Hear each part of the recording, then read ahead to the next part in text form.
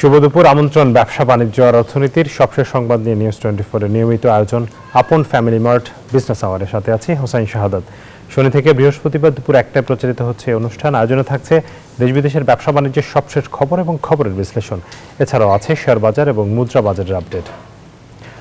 October মাসে দেশের সার্বিক মূল্যস্ফীতি কমেছে, তবে খাদ্যে অস্বস্তি কমলেও খাদ্য বহির্ভূত মূল্যস্ফীতি বেড়েছে। বুধবার বাংলাদেশ পরিসংখ্যান ব্যুরো বিবিএস এই তথ্য জানিয়েছে। সংস্থাটির সবশেষ তথ্য বলছে অক্টোবর মাসে দেশের সার্বিক মূল্যস্ফীতি 0.19% কমে 8.17% দাঁড়িয়েছে, যা গত সেপ্টেম্বর মাসে ছিল 8.36%। আর অক্টোবর মাসে খাদ্য মূল্যস্ফীতি 0.56% কমেছে। এই মাসে খাদ্য মূল্যস্ফীতি 7.08%। সেপ্টেম্বর মাসে যা ছিল 7.64%। ই কমার্স রপ্তানির ক্ষেত্রে ঘোষণাবিহীন রপ্তানির সীমা দ্বিগুণ করেছে বাংলাদেশ ব্যাংক। এখন থেকে ই কমার্স উদ্যোক্তারা $1000 বা সমপরিমাণ বৈদেশিক মুদ্রা পর্যন্ত ঘোষণাহীন রপ্তানি করতে পারবেন, যা আগে ছিল $500। বুধবার বাংলাদেশ ব্যাংকের বৈদেশিক মুদ্রানীতি বিভাগ থেকে সংক্রান্ত দুটি পৃথক নির্দেশনা জারি করা হয়েছে। এই সিদ্ধান্ত ক্ষুদ্র এবং অনলাইন রপ্তানিকারকদের ডিজিটাল প্ল্যাটফর্মে লেনদেন পরিচালনায় আরও উৎসাহিত করবে বলে মনে করছে কেন্দ্রীয় ব্যাংক। নতুন নির্দেশনা অনুযায়ী ঘোষণামুক্ত এসব রপ্তানির আয় এখন বাংলাদেশ ব্যাংকের লাইসেন্সপ্রাপ্ত মোবাইল ফাইন্যান্সিয়াল সার্ভিস প্রোভাইডার এবং পেমেন্ট সার্ভিস প্রোভাইডারের মাধ্যমে দেশে আনা যাবে, যার ফলে রপ্তানিকারকরা সরাসরি ওয়ালেট বা ডিজিটাল অ্যাকাউন্টে রপ্তানি আয়ের অর্থ গ্রহণ করতে পারবেন। অবশেষে 5 শরিয়া ভিত্তিক ব্যাংক একীভূতকরণ প্রক্রিয়া শুরু করল বাংলাদেশ ব্যাংক। ভেঙে দেওয়া হলো ব্যাংকগুলোর পরিচালনা পর্ষদ, তবে একীভূতকরণে সময় লাগতে পারে 1.5 থেকে 2 বছর। বুধবার সংবাদ সম্মেলনে এসব কথা জানান গভর্নর আহসান এইচ মনসুর। তবে এসব ব্যাংকের আমানতকারী এবং কর্মকর্তাদের আতঙ্কিত হবার শঙ্কা নেই বলে আশ্বস্ত করেন গভর্নর। বলেন, চলতি মাসের শেষ নাগাদ টাকা উত্তোলন করতে পারবেন আমানতকারীরা। বুধবার দুপুরে 5 ব্যাংকের পরিচালনা পর্ষদ ভেঙে দিয়ে চিঠি দেয় বাংলাদেশ ব্যাংক। আনুষ্ঠানিক ঘোষণার পর আজ থেকেই প্রশাসকরা দায়িত্বরত ব্যাংকে অফিস শুরু করেছেন। এর মধ্য দিয়ে আনুষ্ঠানিকভাবে শুরু হলো শরিয়া ভিত্তিক 5 ব্যাংকের একীভূতকরণের প্রক্রিয়া। বুধবার সংবাদ সম্মেলনে গভর্নর জানান, প্রশাসকরা ব্যাংকগুলোর ব্যবসায়িক কার্যক্রম পরিচালনা, আইটি সিস্টেমের নজরদারি ও ব্যাংকগুলোর আর্থিক পরিস্থিতি নিয়ন্ত্রণের কাজ করবে। এর মাধ্যমে প্রশাসকরাই মূলত এগিয়ে নিয়ে যাবেন একীভূতকরণের প্রক্রিয়া। বোর্ডটা ডিসলভ হবে যে সেই লেটারটা একটা ফর্মাল চিঠি সেখানে পাঠানো হয়েছে বিআরপিটির মাধ্যমে, একটা ডিপ্লয়মেন্ট অফ টেম্পোরারি যেটা অ্যাডমিনিস্ট্রেশন, সেই চিঠিটা ব্যাংকে দেওয়া হয়েছে আজকে। ব্যাংকের আমানতকারী ও কর্মকর্তাদের আতঙ্কিত না হওয়ারও আহ্বান জানিয়েছেন গভর্নর মনসুর। বলেন, চলতি মাসের শেষে আমানতের টাকা তুলতে পারবেন গ্রাহকরা, তবে অতি প্রয়োজন ছাড়া টাকা না তোলার আহ্বান জানান তিনি। তবে যারা এই 5 ব্যাংকে শেয়ার ক্রয় করেছেন তাদের বিষয়ে আরও সতর্ক হয়ে পুঁজিবাজারে বিনিয়োগের পরামর্শ দেন তিনি। যখন মার্জার হয়ে যাবে তখন আমরা লিকুইডিটি সাপোর্ট দিতে পারবো, সরকার থেকে লিকুইডিটি সাপোর্ট দিতে পারবে এবং সেই টাকা তখন আমাদের যে 75 লাখ এখানে ডিপোজিটার আছে তাদের কাছে আমরা পৌঁছে দিতে পারবো। এই পর্যায়ে আমরা কোনো ধরনের লে অফ ইত্যাদি কোনো চিন্তা ভাবনা করা হচ্ছে না। যে জনবল আছে সেটা অতিরিক্ত হলেও আমরা 750 ব্যাংকের যে নেটওয়ার্ক, এই 5টা ব্যাংকে যে 750 ব্রাঞ্চ নেটওয়ার্ক আছে সেগুলোর মাধ্যমে আমরা এটাকে রিডিপ্লয় করতে পারবো। গভর্নর বলেন, দেশের আর্থিক খাতের উন্নয়ন ও 75 লাখ গ্রাহকের স্বার্থ রক্ষায় ব্যাংকগুলো একীভূত করা হচ্ছে। এতে আগামী সরকারও উপকৃত হবেন বলে আশা করেন তিনি। আইটি সিস্টেমের ইন্টিগ্রেশন এবং মিনা ফেরদাউস, নিউজ 24, ঢাকা।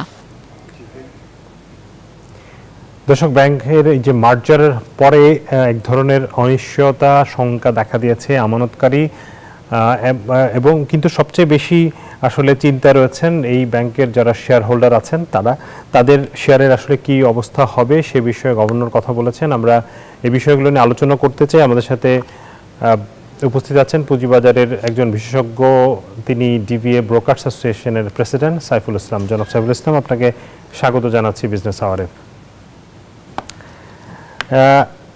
গতকাল শেয়ার হোল্ডারদের মানে এই যে 5 ব্যাংকের উদ্যোক্তা এবং সাধারণ শেয়ার হোল্ডার যারা আছেন তাদের আসলে তাদের পরিণতি কি হবে সে বিষয়ে সাংবাদিকরা জানতে চেয়েছিলেন গভর্নরের কাছে। তিনি বলেছেন এসব ব্যাংকে যে পরিমাণ ক্ষতি হয়েছে তাতে প্রতিটি 10 টাকা শেয়ারের মূল্য ঋণাত্মক 350 থেকে 420 টাকা হয়ে গেছে। ফলে আন্তর্জাতিক নিয়ম অনুযায়ী শেয়ারধারীরা সেই ঋণাত্মকের দায়ও নেবেন। তবে আমরা তাদের কাছে অর্থ দাবি করছি না, কেবল তাদের শেয়ার শূন্য ঘোষণা করেছি, এটাই তাদের ভাগ্য। তবে যারা বন্ডে বিনিয়োগ করেছেন তারা টাকা বা শেয়ার পাবেন। এই যে পরিস্থিতিটা তৈরি হলো, এটার জন্য কি শেয়ার হোল্ডাররা কোনোভাবেই দায়ী, বা তারা আসলে কি করবেন? তারা কি মানে তাদের এই বিনিয়োগটা যে মানে অনিশ্চিত হয়ে গেল বা একরকম তারা পাচ্ছে না, গভর্নর বলছেন, তাদের পরিণতি কি হবে? জি, ধন্যবাদ।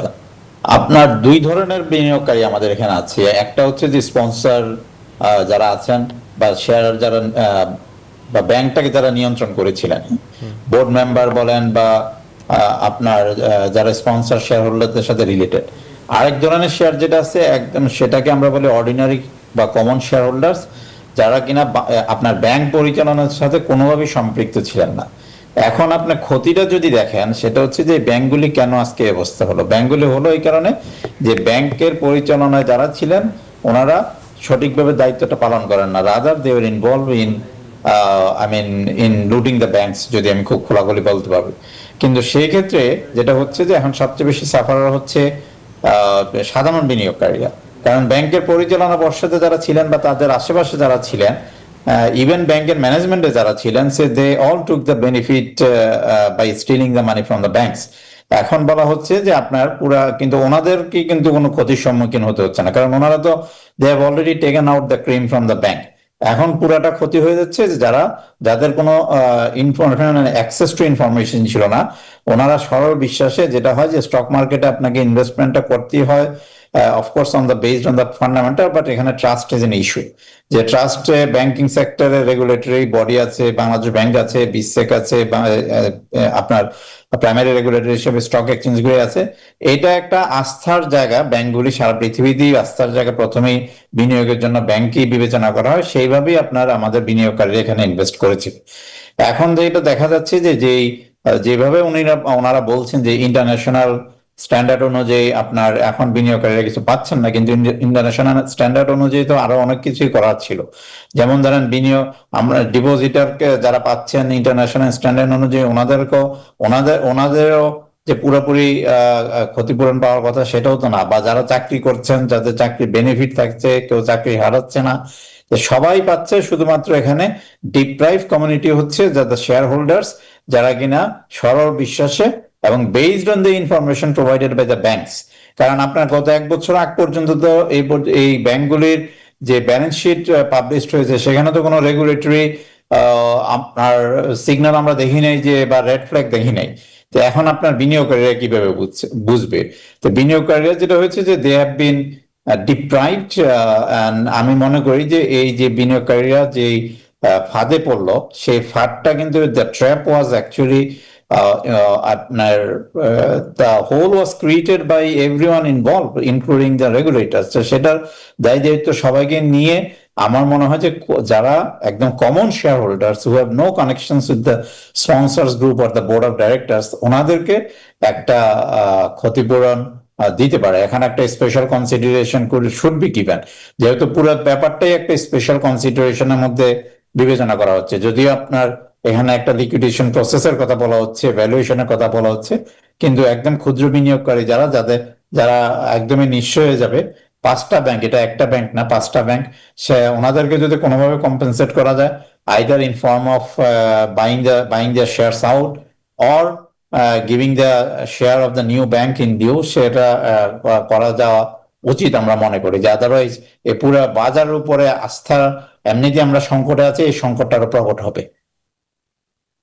এখানে তো আইনের ব্যাপারে আমি একটু পরিষ্কার হতে চাই যে বাংলাদেশ ব্যাংকের ব্যাংক কোম্পানি আইন, মানে ব্যাংকের যে আইন, সে আইনের সাথে কি বিএসইসির যে আইন আছে সেটির কি কোনো ধরনের সাংঘর্ষিক অবস্থান তৈরি হয়েছে কিনা?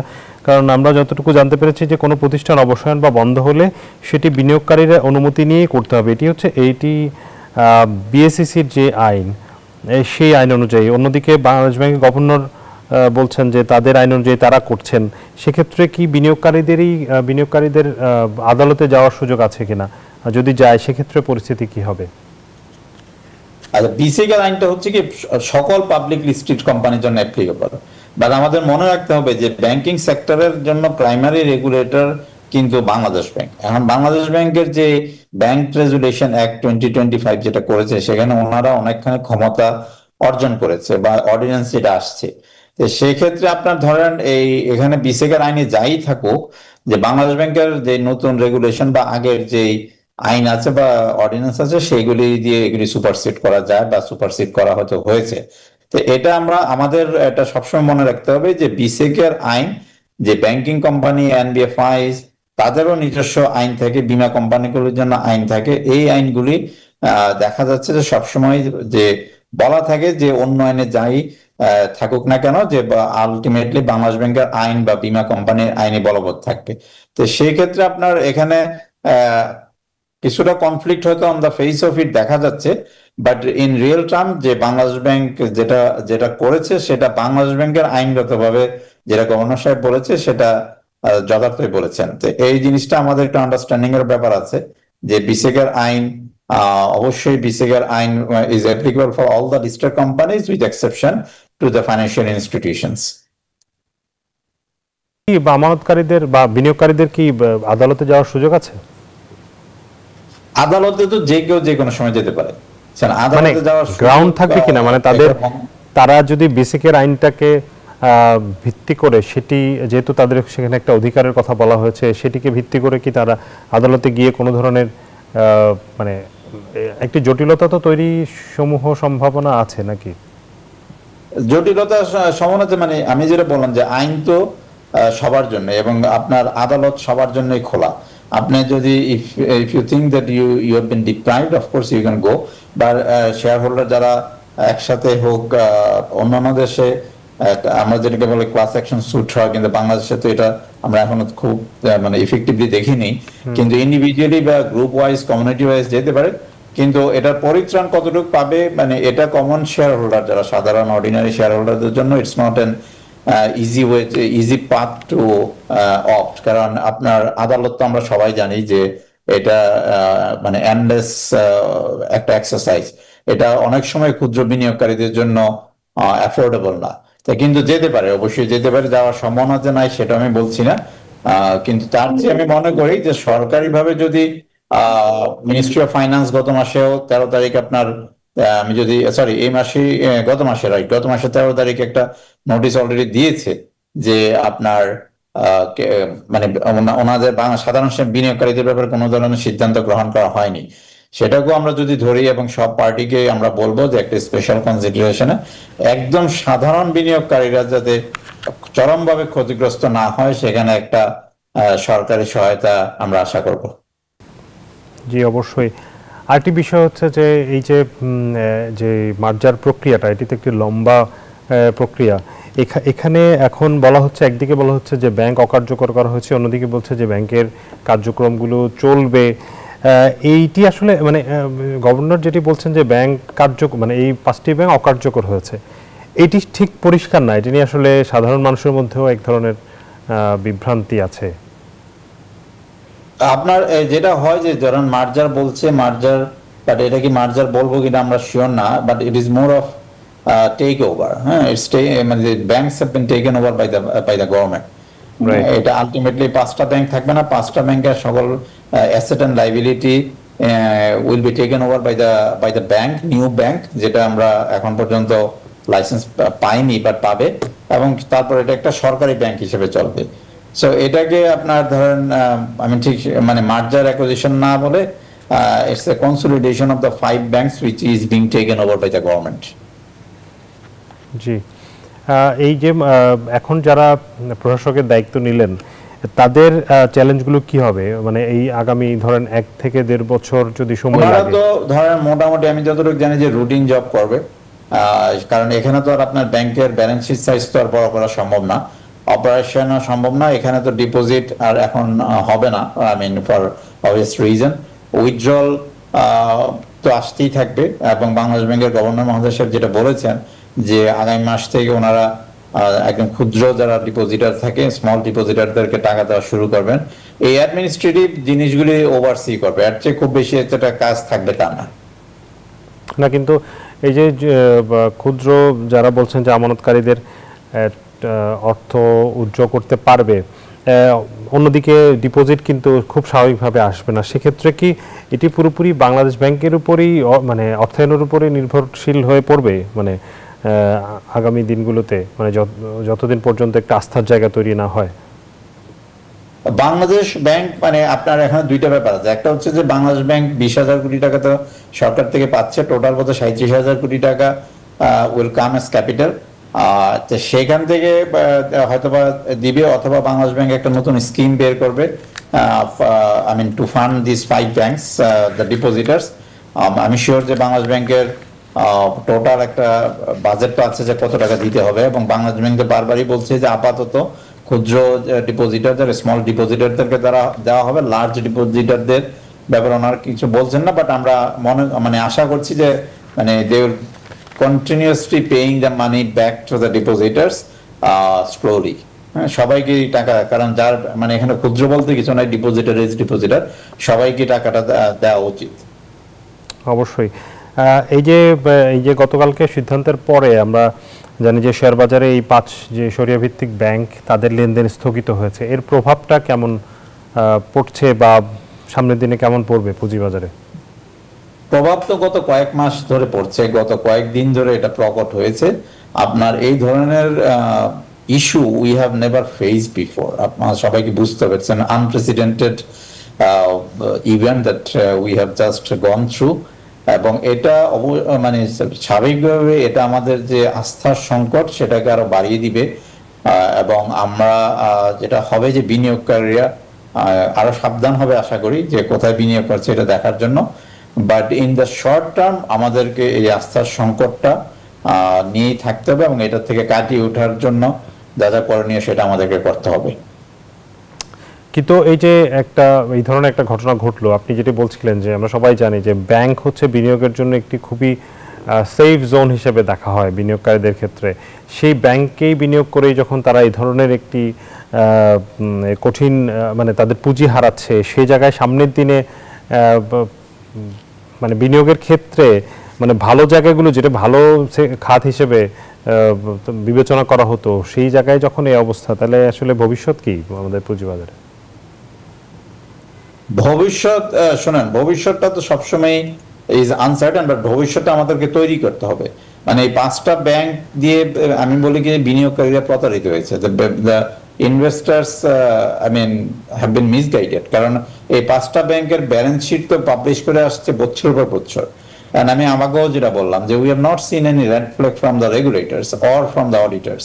তো এখানে আপনার একটা খুব রোজি পিকচার ছিল সবগুলি ব্যাংকের, সেই ব্যাংকগুলির ওই রোজি পিকচার বা স্টেটমেন্ট, ফাইন্যান্সিয়াল স্টেটমেন্ট দেখেই বিনিয়োগকারীরা ইনভেস্ট করেছে। So they have been deprived, and it's I mean I would say first and foremost it was a regulatory failure.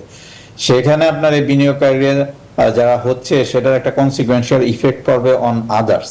তো স্বাভাবিকভাবে ওনারা সাবধান হবে, হয়তো বিনিয়োগে আসতে আরো মানে they will be shy to come to invest in the stock market for the time being, but এটা কাটিয়ে ওঠাটাই আমাদের কাজ, এবং এটা কাটিয়ে ওঠাটা আমরা বিসিকের সাথে কাজ করব, আমরা স্টক এক্সচেঞ্জের সাথে কাজ করব, and we will act together.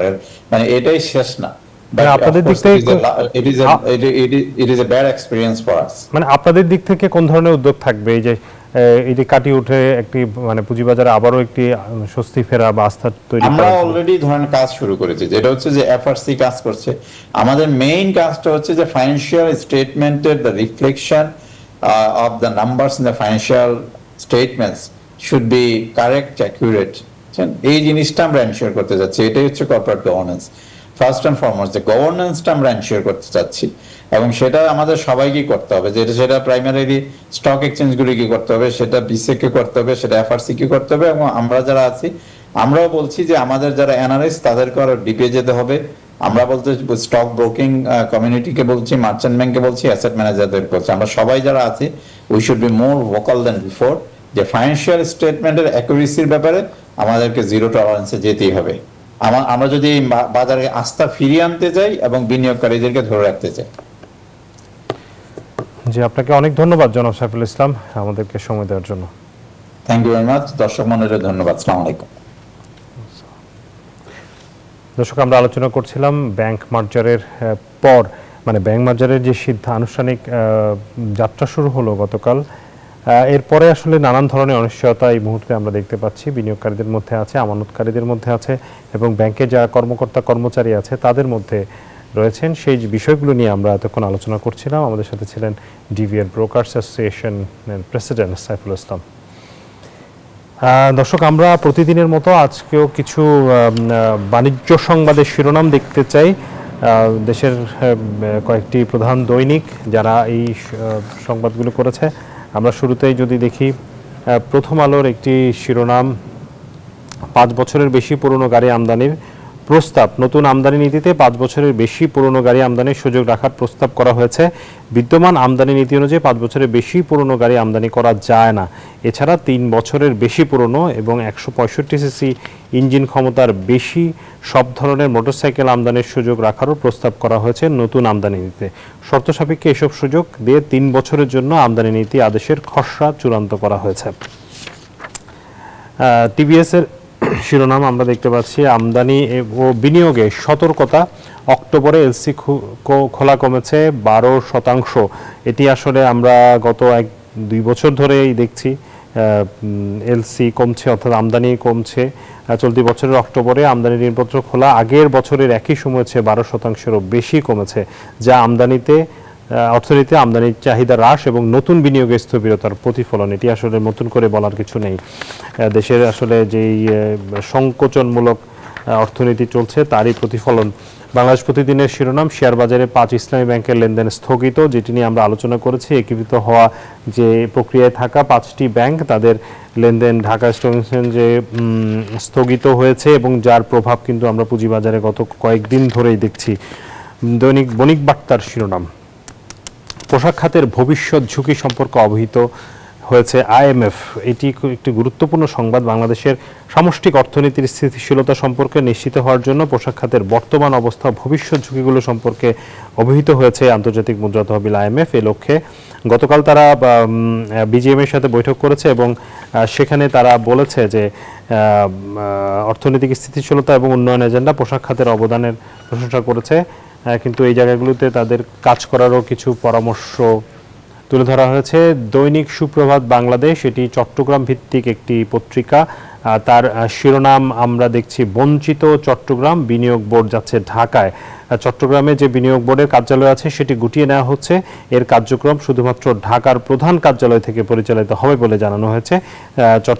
সরকার বাংলাদেশ বিনিয়োগ উন্নয়ন কর্তৃপক্ষ বিডার সব বিভাগীয় কার্যালয় গুটিয়ে নিয়ে সবকিছু আসলে আগারগাতে যে বিডার কার্যালয় রয়েছে সেখানে নিয়ে যাচ্ছে, এবং এটিকে চট্টগ্রামবাসী বা চট্টগ্রাম ব্যবসায়ীরা মনে করছে যে চট্টগ্রামের যে উন্নয়ন সেটির জন্য একটি বাধা বলে মনে করা হচ্ছে। দর্শক, জেনে নিলাম পত্রিকার শিরোনামগুলো। এবারে চলে যাচ্ছি একটি বিরতিতে। বিরতির পর আবারও ফিরবো, সাথে থাকুন।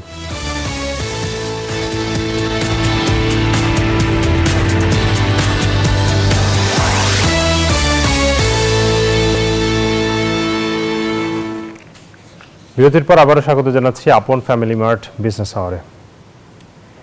টেকসই পোশাক তৈরির লক্ষ্য নিয়ে ঢাকায় দ্বিতীয় দিনের মতো চলছে ডেনিম শিল্পের সবচেয়ে বড় প্রদর্শনী বাংলাদেশ ডেনিম এক্সপো 2025। আন্তর্জাতিক কনভেনশন সিটি বসুন্ধরায় 2 দিনের এই আয়োজনে অংশ নিয়েছে 10 দেশের 45টি প্রতিষ্ঠান। এক্সপোতে ডেনিম উৎপাদনের সবশেষ উদ্ভাবন, টেকসই প্রযুক্তি এবং বৈচিত্র্যময় পণ্যের প্রদর্শনীর মাধ্যমে বাংলাদেশের সক্ষমতা ও বৈশ্বিক ডেনিম বাজারে শক্তিশালী অবস্থান তুলে ধরা হয়েছে। ভবিষ্যৎ বাজার চাহিদা মেটাতে সরবরাহ নিশ্চিত করতে করণীয় বিষয়ে আলোচনা করতে বিশ্বব্যাপী ডেনিম শিল্পের উদ্যোক্তা, উদ্ভাবক এবং ক্রেতা বিক্রেতারা একত্র হয়েছেন এক্সপোতে। অংশগ্রহণকারীরা বলেন, টেকসই ও পরিবেশ বান্ধব ডেনিম তৈরিতে নিজেদের সক্ষমতা জানান দিতে এই প্রদর্শনীতে অংশ নিয়েছেন তারা। আমাদের একটা ইনোভেটিভ যেটা হচ্ছে যে আমরা চাচ্ছি যে একটা মার্চেন্ডাইজার বা সোর্সিংয়ে যিনি আছেন উনি যখন অর্ডারটা প্লেস করেন যাতে উনি একটা স্টপ থেকে এই সবগুলো সলিউশন পান। অন্যান্য যেইগুলো কোম্পানি আছে তারা কেউ লেবেল করে, কেউ মেটাল বাটন করে, কেউ প্লাস্টিক বাটন করে, কেউ ন্যারো ফ্যাব্রিক্স করে, বাট আমরা একটা কম্বিনেশন দিচ্ছি। We have to create a new demand for sustainable clothes that the consumer can be proud of dressing more ecological clothes. That's the point that then the market will react. এবারে share বাজারের খবর।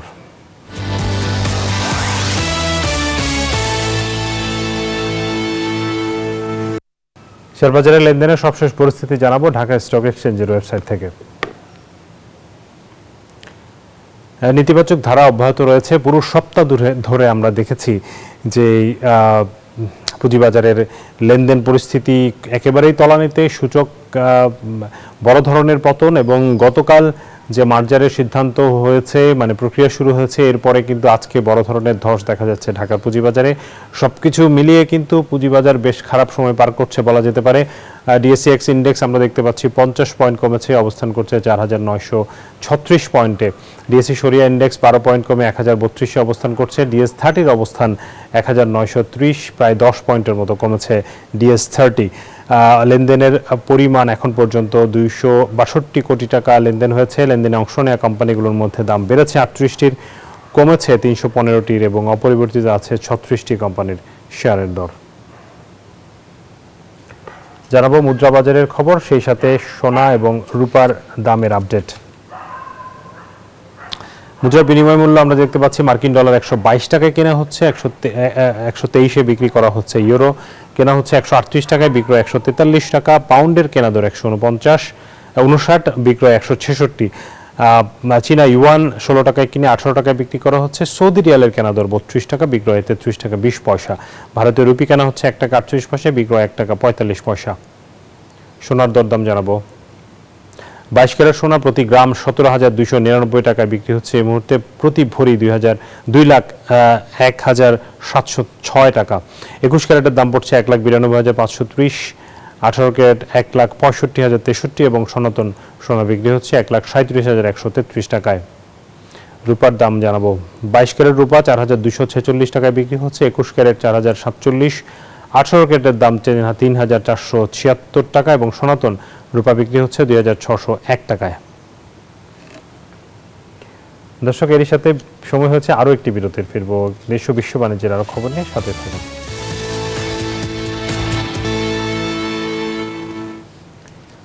বিরতির পর স্বাগত আরও একবার। দেখছেন আপন ফ্যামিলি মার্ট বিজনেস আওয়ার। এবারে জনপদের শিল্প ও বাণিজ্যের খবর।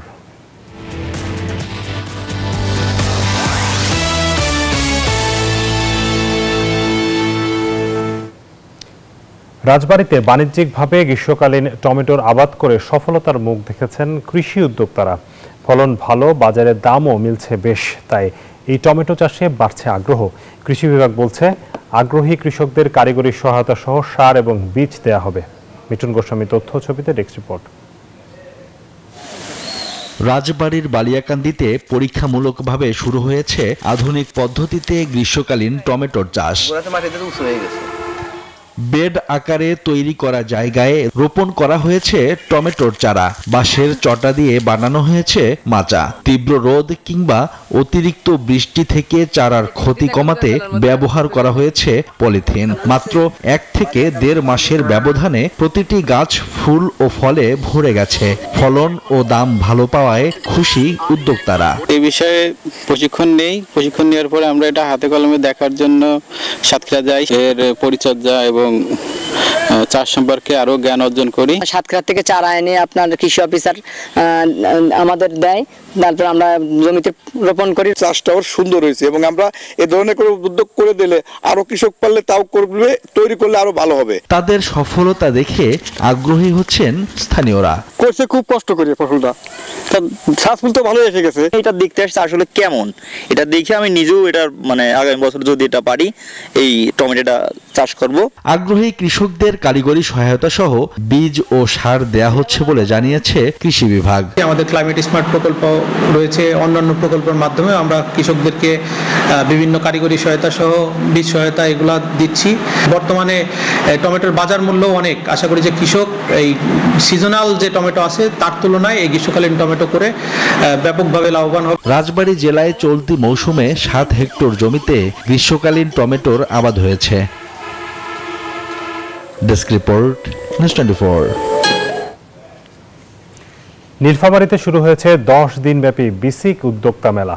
বুধবার থেকে জেলা প্রশাসনের সহযোগিতা এবং বিসিকের আয়োজনে শুরু হয় এই মেলা। বিসিকের আঞ্চলিক কর্মকর্তা জাফর বাজির জানান, মেলায় বিভিন্ন উদ্যোক্তার 50টি স্টল স্থান পেয়েছে। এছাড়া মেলায় 6 উপজেলায় 60 জন উদ্যোক্তা অংশগ্রহণ করেন। এই মেলায় হাতের তৈরি বাঁশ, কাঠের নানা রকমের সরঞ্জাম পাওয়া যাচ্ছে। বাড়ছে দর্শনার্থীর ভিড়। এর আগে মেলার উদ্বোধন করেন জেলা প্রশাসক মোহাম্মদ নাইরুজ্জামান।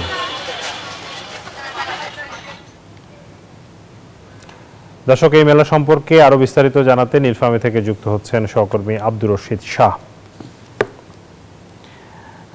আব্দুর রশিদ, আপনি মেলায় আছেন, আমরা দেখতে পাচ্ছি। একটু জানাবেন যে এই মেলাটা আসলে কোন ধরনের পণ্য বেশি পাওয়া যাচ্ছে এবং এই মেলায় দর্শনার্থীরা কি কি কেনাবেচা করছেন এবং এই মেলার উদ্দেশ্যটা কি আসলে?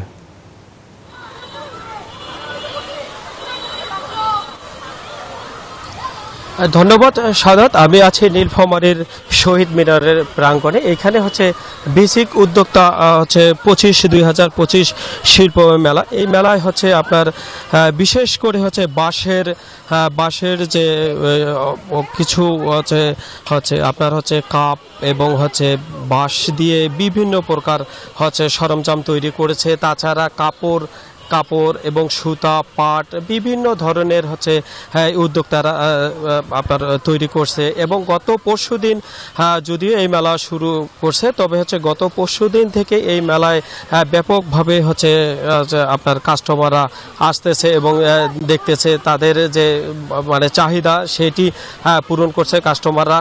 তবে হচ্ছে তাদের যে এই যে আসবাবপত্র আপনার তৈরি করার জন্য তারা হচ্ছে আপনার তাদের যে চাহিদাপত্র এখানে পছন্দ মতো নিচ্ছে। তবে আপনারা যে কালকে পরশুদিন হচ্ছে মেলা আপনারা বসেছেন, কি রকম সেল হচ্ছে একটু জানতে? আলহামদুলিল্লাহ, অনেক ভালো রেসপন্স পাচ্ছি এখানে এসে। আর সবচেয়ে বড় কথা, আমার প্রত্যেকটা প্রোডাক্ট তো হ্যান্ডমেড। আমি মনে করি যে এখানে যত দোকান আছে, আমার দোকানে আলহামদুলিল্লাহ অনেক ভালো বেচা কিনা এবং অনেক কাস্টমার। আমার এখানে পাটের পণ্য আছে, কারুশিল্প বিপণী পণ্য আছে, তারপর আপনার এই যে বাংলার ঐতিহ্য একতারা আছে যেটা আমরা নিজেরা তৈরি করি, হ্যাঁ। তারপরে এই যে বাঁশের তৈরি কলমদানি, এটা কিন্তু পুরো বাঁশের তৈরি কলমদানি, কাঠের তৈরি চিরুনি, ফাইবার এবং বাঁশ মিক্সড করে চিরুনি, এগুলো আমরা নিজেরাই মেড করি। প্রত্যেকটা পণ্য আমার হ্যান্ডমেড। ধন্যবাদ আপনাকে। আসলে আপনি শুনেছিলেন উদ্যোক্তার কাছে। এবার আমরা জানতে চাবো হচ্ছে আসলে বাবা তুমি তো এখানে আসছো, কি কি দেখলাম? আমরা এখানে দেখলাম অনেক খেলাধুলার জিনিস, অনেক মানে ওই নৌকা মানে এগুলাতে চড়ছি, অনেক ভালো লেগেছে এই মেলাটায় আসায়। আমরা একটু নতুন একজন উদ্যোক্তা আছে আমাদের সামনে, আমি তার কাছে জানতে চাবো এখানে আপনি কাপড়ের তৈরি কি কি করছেন এবং কি রকম সেল হচ্ছে? যে আমি তো বেসিক কুটির শিল্প মেলা শুরু থেকেই করি, আমি ওখানকার সদস্য। আমি হাতের কাজে 3 পিস করেছি, 1 পিস করেছি, নকশি কাঁথা, বেডশিট, এই যে কুশন কভার, বিভিন্ন আইটেম সব আমার লেডিস কালেকশন।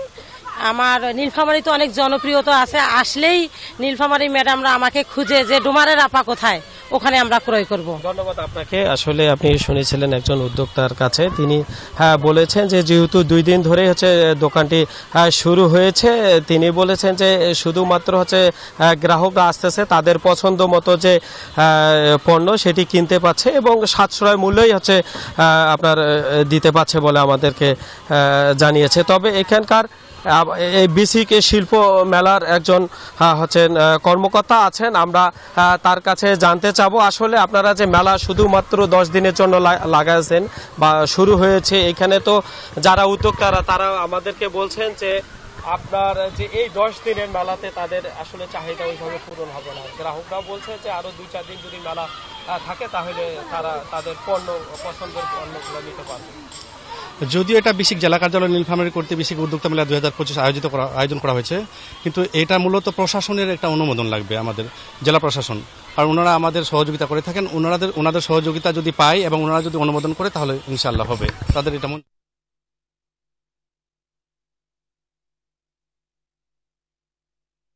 দর্শক, নীলফামারীর বেসিক উদ্যোক্তা মেলার খবরাখবর জানাচ্ছিলেন সহকর্মী আব্দুর রশিদ শাহ। এবারে বিশ্ব বাণিজ্যের খবর।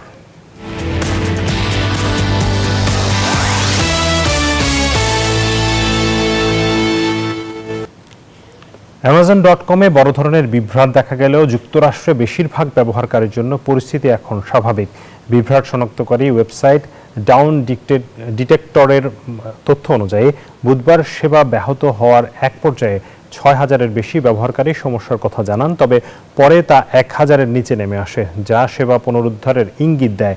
সেই সাথে তাদের ক্লাউড কম্পিউটিং শাখা অ্যামাজন ওয়েব সার্ভিসের কিছু সংখ্যক ব্যবহারকারীও সমস্যায় পড়েন। যদিও অ্যামাজনের একমাত্র মুখপাত্র রয়টার্সকে জানিয়েছেন তাদের পরিষেবাগুলো এখন স্বাভাবিকভাবে কাজ করছে। এর আগে অক্টোবরেও অ্যামাজন ওয়েব সার্ভিসের ইন্টারনেট বিভ্রাটের কারণে বিশ্বব্যাপী হাজার হাজার ওয়েবসাইট প্রভাবিত হয়েছিল।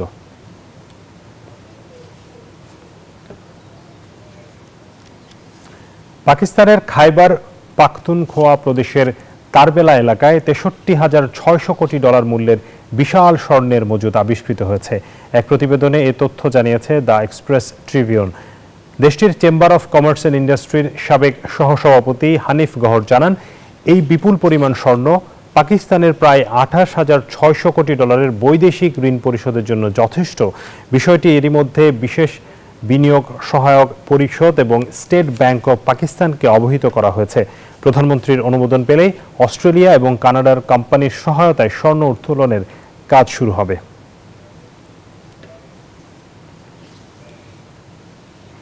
দর্শক, এই ছিল বিজনেস আওয়ারের আজকের আয়োজনের সাথে থাকার জন্য ধন্যবাদ সবাইকে।